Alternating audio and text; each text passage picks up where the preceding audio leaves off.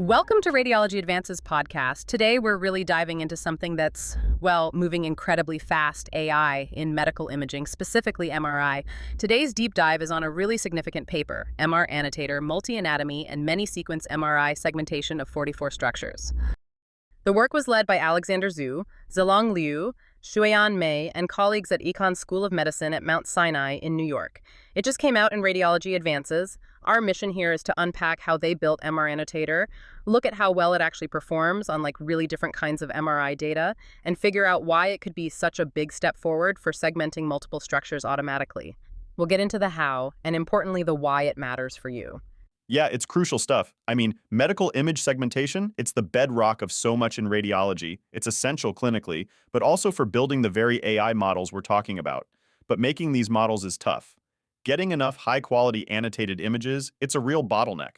Just think about it. You need experts, radiologists spending hours, sometimes days, drawing around structures on scan after scan. It's slow, expensive, doesn't scale well.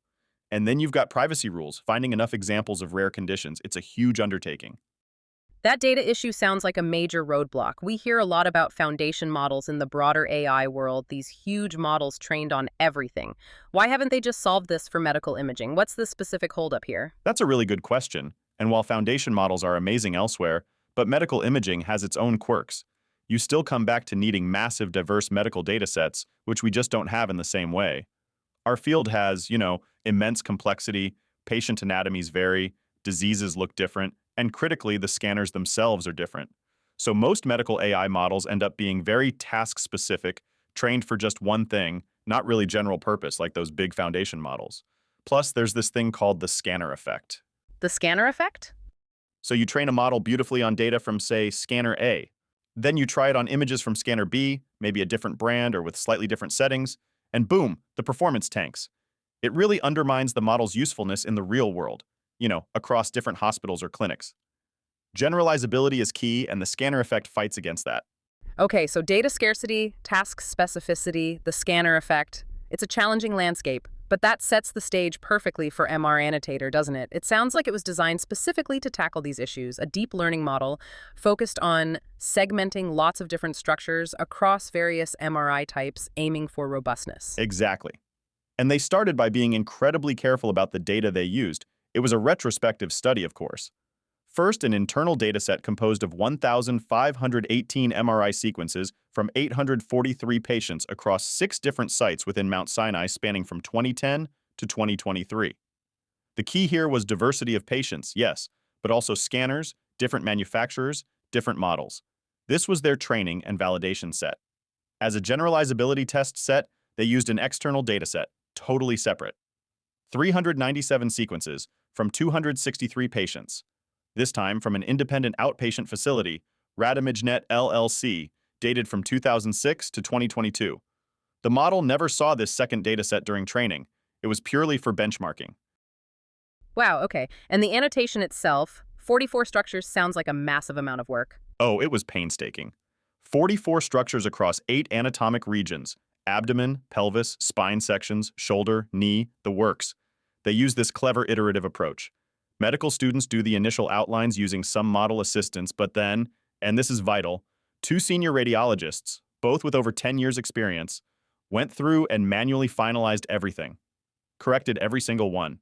So a human expert check on every segmentation. Absolutely. And they were careful to annotate the internal and external datasets independently. No cross-contamination or bias there. Makes sense. What about the model itself, the architecture? They used a 3D NNU-net. It's become something of a gold standard, a really robust architecture for 3D medical image segmentation. But training on all 44 classes at once is computationally heavy and maybe not optimal. So they did something smart. They split it, 4 submodels, 1 for the abdomen, 1 for pelvis and prostate, 1 for shoulder and knee, and 1 for the different spine sections. It made training faster and actually boosted performance. Got it. Okay, so meticulous data, careful annotation, proven architecture with smart training tweaks. Now for the results, how did MRAnnotator actually do? The results were, frankly, pretty impressive, especially on the generalizability front. On their internal test set data from the same health system, they got an overall average DICE score of 0.878. That's very solid. Okay, 0.878 internally. Good start. But here's the kicker. On that completely separate external dataset, different patients, different scanners, different facilities, the average DICE score was 0.875. Wow, almost identical. Exactly. Statistically, there was no significant difference. The p-value was 0.899. It shows the model is incredibly robust to those domain shifts, like the scanner effect we talked about. Performance did vary a bit between, say, the liver and prostate, which you'd expect, but overall it held up extremely well across all the different anatomic studies, suggesting it wasn't just good on one type of scan. That's compelling evidence for robustness. What about drilling down into scanner specifics like field strength or manufacturer? Table 3 in the paper touches on this. Right, so performance was pretty consistent for scans done at 1.5 Tesla or 3 Tesla, which are common clinical field strengths, but there was a noticeable drop for lower field strengths, 0.55 T and particularly 0.3 T. And also on one manufacturer, Hitachi, which wasn't in their training data. Okay, why the drop there? It mostly comes down to image resolution. Those lower field strength machines, especially the 0.3 Ts, which were often open MRI designs, just produced lower resolution images, less detail for the model to work with. It shows that while the model is robust, it still needs decent quality input data. Fair enough. So it performs well, especially on common scanner types, and generalizes remarkably well. How does it stack up against other existing models? That's the real benchmark, isn't it? Absolutely. And they did benchmark it against several state-of-the-art models, AMOS NNUNet, Total Segmentator MRI or TSM, and MR Segmentator. Okay, the competition.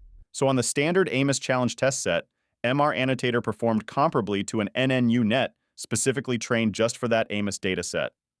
DICE scores were very close, no statistical difference. Comparable on Amos, right? Right, but here's where it gets really interesting. When they tested all the models on MRAnnotator's own diverse datasets, both the internal and that challenging external one, MRAnnotator significantly outperformed the AMOS-trained model, TSM and MRS. This really highlights the benefit of MRAnnotator's training data. That larger, more diverse, carefully curated dataset allowed it to generalize much better to these complex, real-world type scenarios. That's a very clear result. So stepping back, what's the big picture implication here? What does MRAnnotator mean for, say, a radiology resident or a researcher listening right now? I think it fills a really important gap. We haven't really had a robust, publicly available multi-class, multi-anatomy MRI segmentation model before. This could be used almost out of the box for certain tasks, or at least as a fantastic starting point for developing more specialized tools. It's like a foundational layer. A foundational tool, okay? Yeah, think about the potential applications. Speeding up annotation for future research using this model to do the first pass could save countless hours. That alone helps tackle the data bottleneck. You could integrate it into bigger analysis pipelines, automate image labeling for large studies, or fine-tune it for specific diseases using transfer learning. And because it performs consistently across different scanners and sites, it's incredibly valuable for quantitative analysis in multi-center trials where you need reliable measurements despite equipment variations. That standardization aspect sounds really key for research, but like all studies, there must be limitations, right? The authors mention a few. Oh, definitely. For one, they focused on specific MRI sequences and usually just one imaging plane per anatomy. A full clinical read would involve multiple sequences and planes. So not quite replicating the full diagnostic process yet? Not yet. Also, while NNUNet is great, they acknowledge that even newer architectures might potentially squeeze out a bit more performance down the line. And there's the point about the model-assisted annotation workflow. While efficient, it might have reduced the variability between human annotators compared to purely manual work, potentially inflating the DICE scores. They didn't formally measure inter-observer variability for the ground truth. Okay, fair point. So what's next for MRAnnotator or this line of work? The future directions are really exciting. The immediate goal is to expand it, add more sequences, more planes, more body parts. Think chest, cardiac, more musculoskeletal stuff, the brain, making it even more comprehensive. And ultimately, this kind of work is building towards creating those truly massive annotated datasets we need to train the next generation of highly generalized medical AI. It's a stepping stone to even bigger things. And importantly for people listening, they've made parts of this accessible, haven't they? Yes, the model weights for MRAnnotator are up on GitHub, publicly available. And that unique external test set, the RAD ImageNet data with the annotations, it's available upon request from the company. This is a huge deal because it gives the whole research community a really challenging, diverse benchmark dataset to test their own segmentation models against. It helps everyone improve. That's fantastic. Thanks to Alexander Zhou, Zilong Liu, Shuiyan Mei, and their team for their groundbreaking work on MRAnnotator. a deep learning model for multi-anatomy, many-sequence MRI segmentation of 44 anatomic structures. If you found this episode informative, please rate, review, and subscribe. It helps more people discover the podcast and supports broader conversations around AI-driven innovation in medical imaging.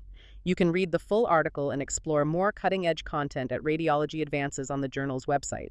This episode was generated with the help of AI, but all content was reviewed and verified by editor Dr. Nelson Gill for accuracy. Thanks for joining us. See you next time.